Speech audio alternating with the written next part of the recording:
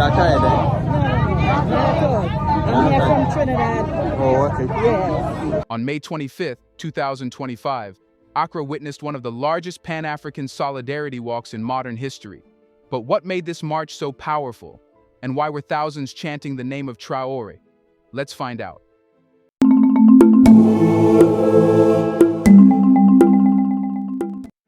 The sun rose gently over Accra on May 25, 2025, but by midday, the city's heartbeat had changed.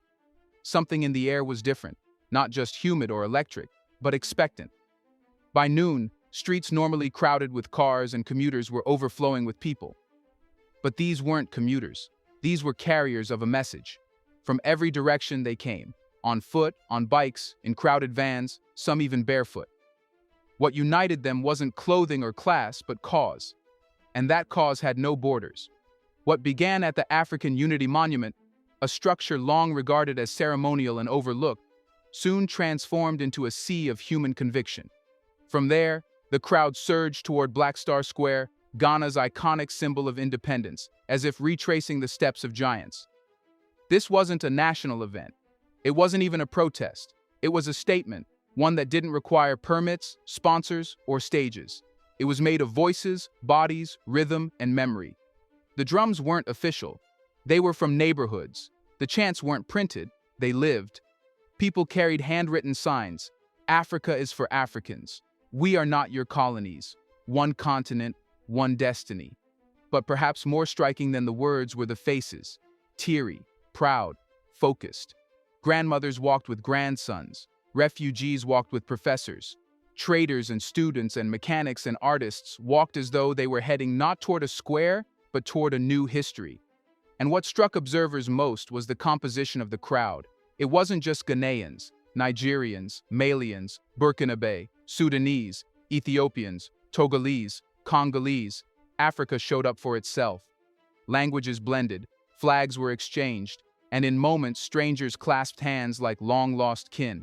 Some carried maps of the continent drawn as one single shape, unbroken by borders. That image alone, the borderless map, summed up the emotion of the day. There was no central organizer, and yet the coordination was flawless. Speeches emerged, but none took over. Leaders of civil movements spoke, but no one claimed authority. It was as if the walk itself was the leader, and the message, passed like a torch, moved from one cluster to another without interruption. One observer, an elderly woman from Guinea, whispered to a reporter, "I thought I would die before seeing this again. But today, we walk like our ancestors did. This is the Africa I prayed for." There were no politicians, and that was the point. By refusing to politicize the moment, the people reclaimed the street, not for a party or power, but for a purpose. Even the Ghanaian police, usually strict on crowd control, stood back. Some even nodded respectfully, silently understanding that this wasn't a threat. It was an awakening.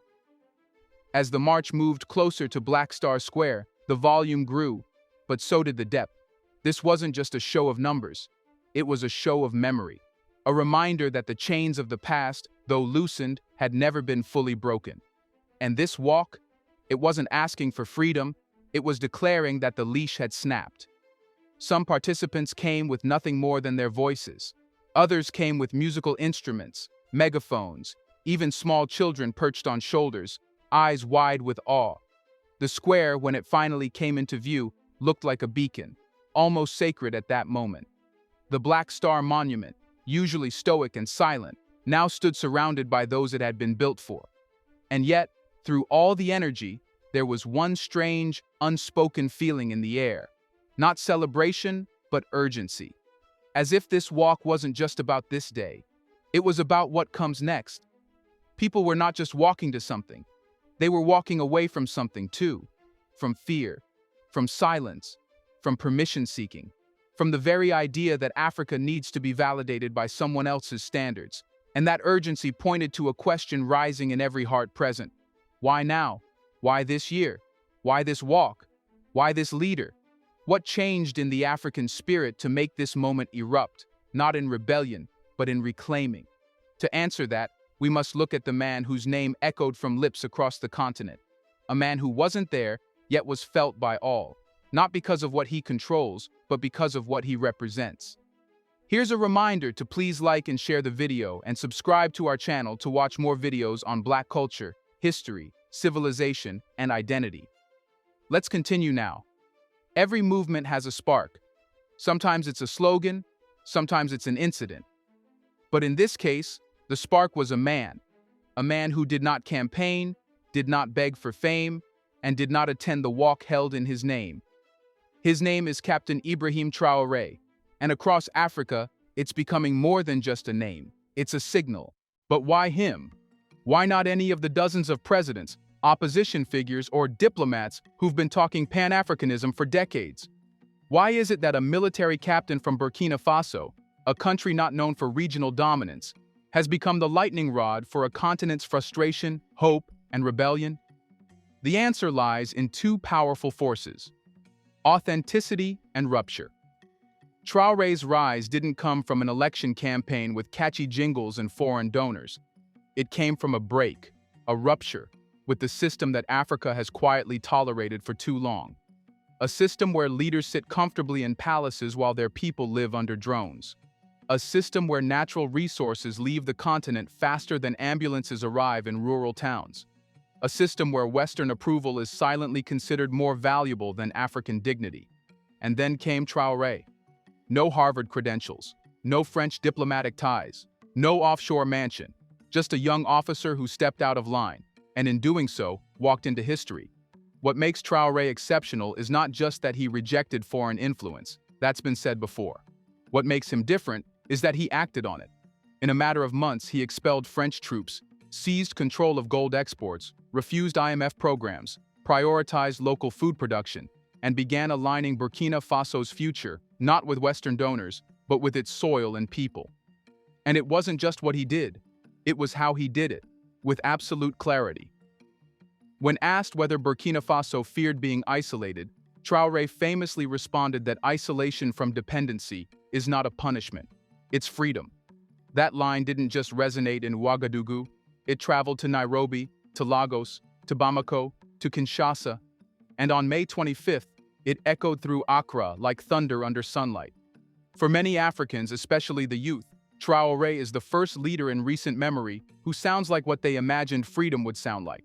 Not bureaucratic, not cautious, but bold, principled, and unapologetically African. His speeches don't follow diplomatic choreography. They cut through the noise. When he speaks, you don't hear policy. You hear pain, vision, and refusal. Pain from a past of plunder. Vision for an Africa where being African is not a disadvantage, and refusal to let that vision be negotiated away in air-conditioned boardrooms. But timing is everything. Traoré did not rise in a vacuum. He emerged at a moment when Africa had had enough. Enough of watching leaders shake hands with those who looted their ancestors. Enough of seeing their resources benefit foreign banks while schools crumble. Enough of polite speeches about unity while youth drown in the Mediterranean chasing opportunity.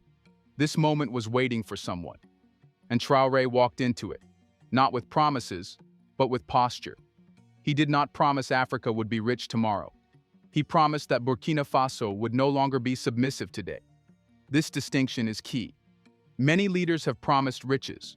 Few have chosen dignity when poverty still surrounds them. Traoré, by choosing dignity first, became an example, not of perfection, but of possibility. And that possibility is what drew people to the streets of Accra. He wasn't there physically, but his decision to stand alone in Burkina Faso gave others the courage to stand together across borders. It's not about Traoré as a savior. The walk didn't chant his name like worship. It chanted his name like a reference point, a living reminder that yes, it is possible to defy the world and not fall apart. And now, this shared reference point is doing what no AU resolution or summit could achieve. It's connecting people emotionally across borders. But why Ghana? Why was this continental eruption centered in Accra, of all places? To answer that, we need to return to a name whispered throughout the march, even if not written on signs: Kwame Nkrumah.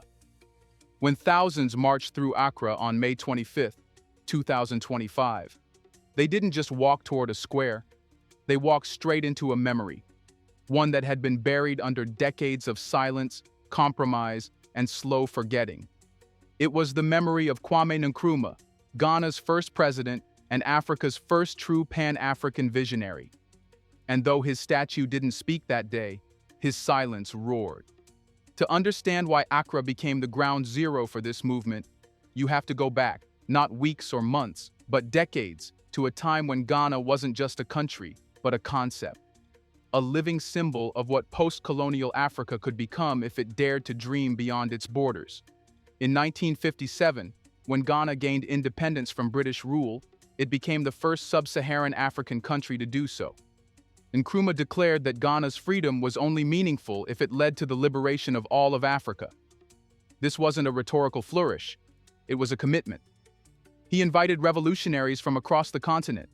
He funded anti-colonial struggles in Guinea, Congo, Algeria, and beyond. He dreamed of a United States of Africa, complete with a shared army, shared resources, and one unified African voice on the world stage. But that dream didn't survive the Cold War, military coups, and the rise of aid dependency. Ghana, like many others, eventually traded in its revolutionary fire for economic stability and Western partnerships. Nkrumah was overthrown in 1966, ironically, with help from external forces who feared what a united Africa would mean for global power dynamics, and so Ghana moved on. Or at least, it pretended to. Governments changed, policies shifted, foreign embassies multiplied, and gradually, the dream Nkrumah shouted from podiums became a page in dusty schoolbooks, until this walk.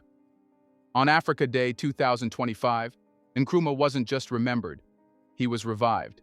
Not in a ceremony, not in an official speech, but in fact, people chose Accra, their city, as the place to raise a voice for African unity again. No government declared this an Nkrumah Day. No politician led the crowd. But the spirit of the event, fiercely independent, fearlessly Pan-African, could have been written in his hand. The banners didn't mention him. They didn't need to. Every step toward Black Star Square, the site he designed as a tribute to Africa's independence, was a tribute to him. The square's famous arch, crowned with a lone black star, looked down upon the crowd like an old sentinel finally seeing its purpose return.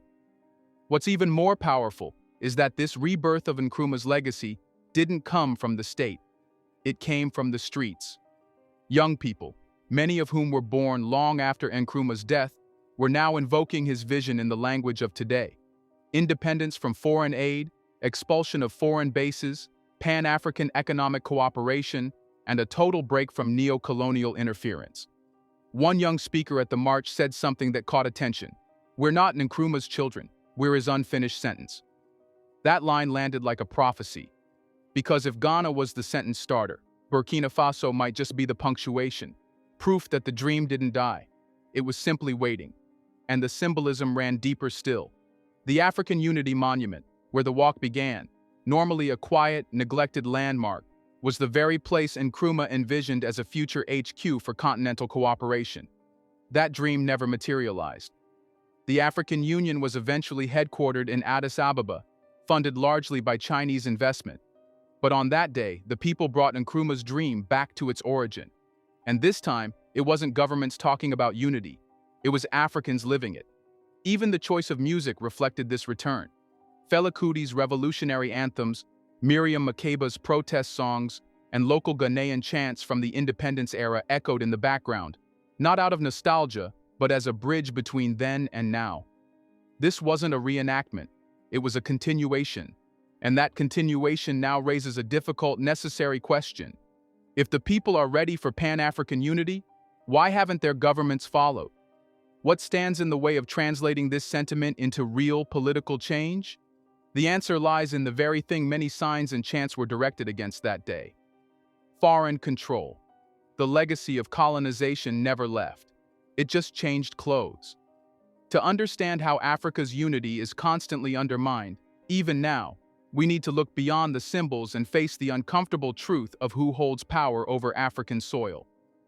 By the time the crowd reached Black Star Square, it was no longer a walk.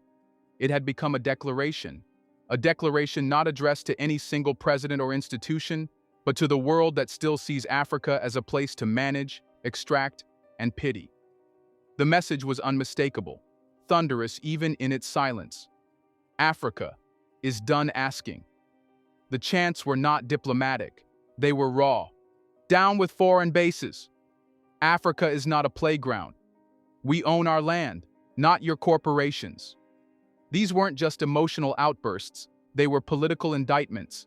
A continent stood on its own feet and looked its former masters in the eye. And the targets of these slogans weren't imaginary. Across the continent, there are over 40 foreign military bases, many operated by countries that once enslaved or colonized Africans. From the French in the Sahel to the Americans in Djibouti to secretive Western drone outposts in Central Africa, these installations dot the map like scars. Not invited by the people, not voted for, and rarely publicly accountable. The walkers in Accra knew this.